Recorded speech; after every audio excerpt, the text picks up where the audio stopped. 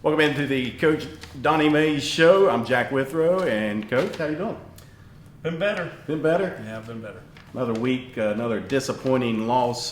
This time to a very good Riverside team. Yeah. It seems like that a couple of times we had them pinned back, maybe make a couple of stops, and could have put the game away, but just couldn't do it. First of all, they're a physical football team, and they got after us. I felt like we could have played better at the linebacker position.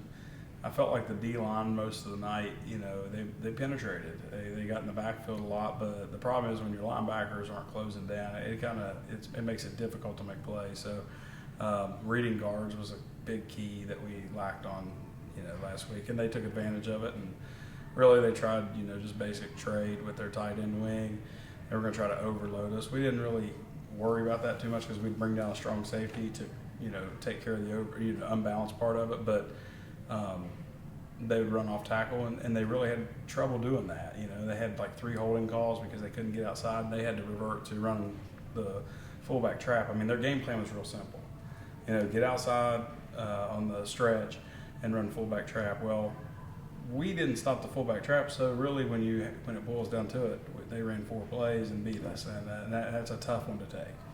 I know in the last series also was tough. Zach Key wasn't on the field. Yeah. You lost Xavier Bosley earlier Right. in the half. So those two not being on defense really hurts you, especially on that last drive. That's football, that's football. And Zaki made a heck of a play, like 2 plays prior to the game-winning touchdown for them. And we had no presence at that position that could rush the quarterback like that. And it just gave him an opportunity to stand there and make the throw that he needed to throw. We had a little breakdown in the coverage, and it's things we've got to get fixed. And we went out there today at practice and we worked on making sure that we know what we're doing, and hopefully it helps us this Friday. A couple positive things on defense for Friday night against Riverside. We did force 3 turnovers, had 2 fumble recoveries and an interception. But like you said, they're a very physical running team. 337 yards is what they rushed on us. No, you're not going to win. The whole idea, especially high school football, is you have to be able to run the football and you have to be able to stop the run. From the perspective of sides, but we weren't able to stop the run, and they didn't have to throw. And the throws that really hurt us were just screens, came off run action anyway. So they got us biting down on things and then throw right behind us. And once again, it comes back to just making sure that our linebackers are making their keys right. And we make one play when we have them backed up on that 1st and 40. We make one play on that screen, right, and then it's a different game. So. Another positive coming off the defense, you talked about Zyke Lawton make some good plays. He had 17 tackles to lead the team Friday night against Riverside. Offensively for South Charleston, 401 total yards balanced, Rare, yeah. 201 on rushing, 200 on passing that night. No, I thought we were very balanced. I thought we did a good job of getting the ball to the right guys, and we also did a good job of establishing the run ourselves.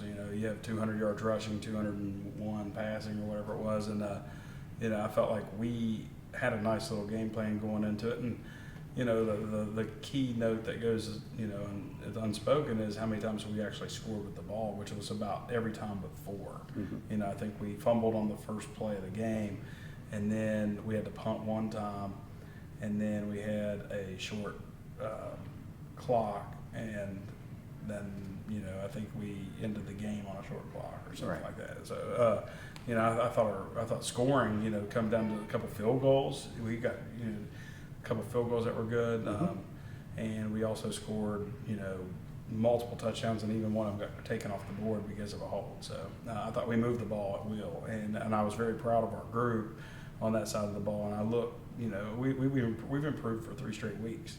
And, we hope that trend continues. Yeah, you got the ball into your playmakers' hands is what I saw Friday night. Absolutely. That being Romeo Dunham, Mondrell Dean, and Samaji Simon, plus Trey Dunn coming out of the backfield running the ball. He ran the ball well, too. When you can spread the ball out like that, it opens up things for him. And he's, the thing that's, not really talked about because his rushing yards are so low is because we've had quite a few sacks, is he can actually run the ball really well. So QB Trey Dunn, the freshman, finished with 9 of 17 passing for 200 yards and a touchdown. And again, he rushed 34 yards on 6 carries and another touchdown for Trey Dunn. Romeo Dunham finished with 5 receptions, 91 yards, and a touchdown while rushing for another 76 yards and on 9 carries and another touchdown. Romeo showing up big again. It's right now it's the Romeo Dunham show. You know, he did it with a one cast. Now he's doing it with a splint, and hopefully here in a few weeks he'll be doing it just normal. So, Right. you know, we got to make sure that we get the ball in his hands. I mean, you just look around and you look at the teams that we play. Everybody's getting the ball to the guys that need to touch it, and you know, I feel like we are in a situation now. You know, we know who to put the ball into, and offensive production's gone up since then. But you know, the early part of the year, you're trying to figure out your team and figure out who's playing where, and then you know you have your receiver go down, and then you're all of a sudden you're like, oh, he's got a cast on, but I wonder if he can carry the football. So all these things start turning, and we just try to figure things out as it goes. But you know, Romeo's very special, and he's a very good player for us. And he was selected the overall player of the game against Riverside. And that was a tough choice because of how well Zaki played on the defensive side too. But you know, whenever you look at Romeo as well, he had a good defensive game too. So. Also, you had running back Mondrell Dean finished with 76 yards on 12 carries with a touchdown. And then you talked earlier about your kicker, sophomore Chase Edwards, 3 of 4 on PATs, and then 2 of 2 field goals with a 32-yarder in there. It was good. It was real good. And we've improved in that area too because, you know, you go back to the Huntington game where we had multiple extra points blocked. Mm-hmm. You know, just when you give him time, when you give Chase time, he can drill them. And Strong leg. Very strong leg for a sophomore. You know, our special teams, it's all sophomores. You know what I'm saying? Like it's a young group of guys. It's I mean, I'm talking about in the kicking part of it, but it's a young group of guys. And Ryan Flowers is one that's not talked about a lot, but he can place the ball in kickoffs where he wants, and he's really good at it. And you know, you get people wondering like, why do they do that? Well, he's really good at it. You know, and you've got some speed. Yes. That can cover that short kickoff. Absolutely. And I'll tell you this, when you talk to coaches after the game, that when they tell you how much time they spent trying to defend that in their practice, you know you're doing your job. Well, that takes away time from offensive defense. Right. Preparation. Yeah. So, I mean, we're really tickled with the special teams and the direction that we're headed. I mean, you saw him out here that one day when he nailed the 47-yarder or whatever it was. So, I'm talking about Chase now. Right. But he's only a sophomore. He's only going to get stronger, you know, and Ryan's only going to get older and stronger too. So I really like that direction.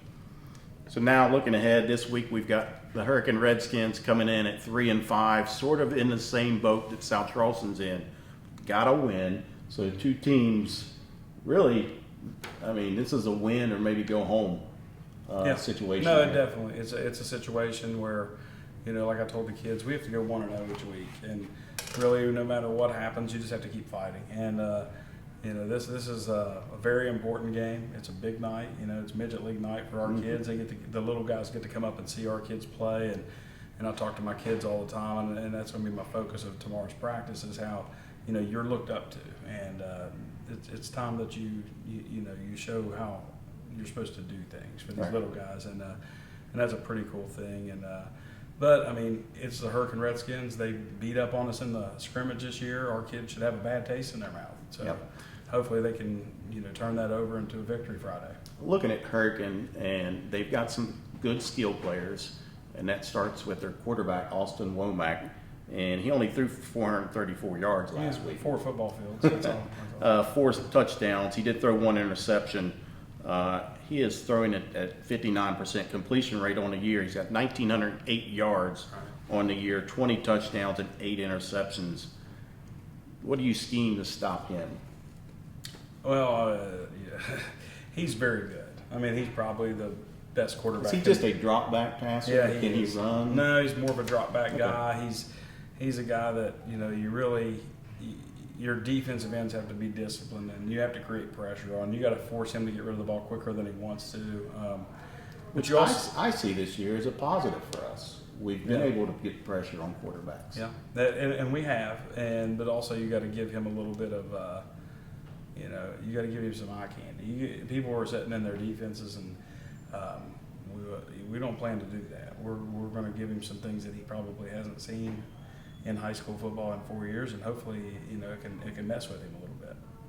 Also, a very good running back and senior Christian Hill, 5'9", 185 pounds, a very physical runner. I like how he runs. Oh, yeah. I like how he plays the football game. He is another tough running back, 152 carries on the season, 778 yards, and 9 touchdowns for Christian Hill. He's tough. I mean, he's tough. He's like we discussed earlier. He's probably as good as any back we faced. Mm-hmm. That tandem is why they do well offensively. We just have to be patient. We have to make them earn things. We have to make them go the distance and not have huge plays. And I think that's the key to our defense. You look back to the Riverside game where we struggled stopping the run. But then you look at their situation, they've ran the ball decent, but they've thrown the ball really well. So you have to plan for both avenues because, maybe they think they can run the ball us. I would, I would think so. And we're going to have to plan to stop both the run and the pass. It's not just one-dimensional anymore. This is a difficult challenge for us. Offensively, looking for us, and we've already hit on this, it seems like everything's kind of slowing down for Trey, and he's letting everything come to him. The patience, you can see he is growing up. The whole offense, I think, is playing a lot better now. Right. Of course, they ought to be playing more better, but looking at the Redskins defense, last week they gave up 460 yards of offense to Parkersburg in the first half.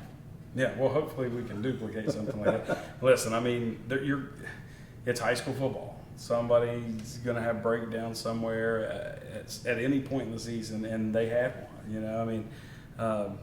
That's not to say that they're not well coached, because I know they are. I know they have a good defensive coordinator. He puts a lot of time in, and I know that their kids, they're a physical group of kids. We saw it early on in the year. Right.